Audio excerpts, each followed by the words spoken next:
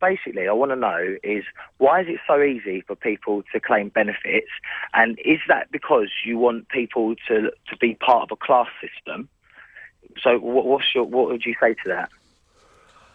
I think, well, I don't think it's related to a class system as such. The benefit system should be there for people who need it, who are vulnerable, who need some support. Maybe people we've seen a lot of this over the last few years, who, because of the economic difficulties, have lost their job, and they need some support, out of work benefits to be able to get back into work. What we need to do in government is make sure that it doesn't become a way of life, because that's not what the welfare system was designed for, and that it's that the incentives are always there to get off benefits where you can and back into work. And that's why we've said that you can't as a household, for instance, earn, if I can put it that way, more in benefits than someone earning £35,000 before tax.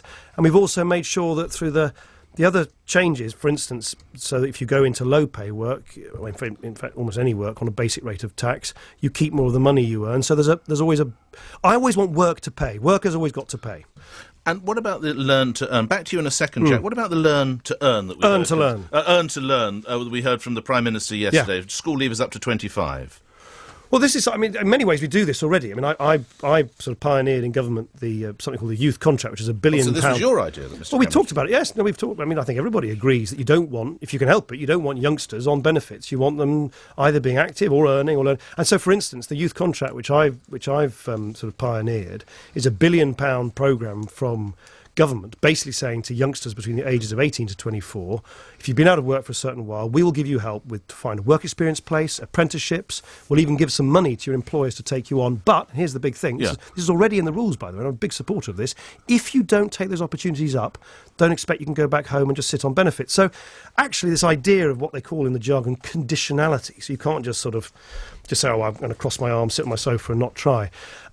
So I think, let's look at that. I mean, I'm not yet entirely clear what they have in mind, the Conservative Party. I'm very happy. We've worked on this before. We've done quite a lot of it in government. You can't get JSA. You can't just receive JSA unconditionally at the moment. If you don't take up the opportunities given to you, after a certain point, it can be taken away from you anyway. We changed those rules just recently.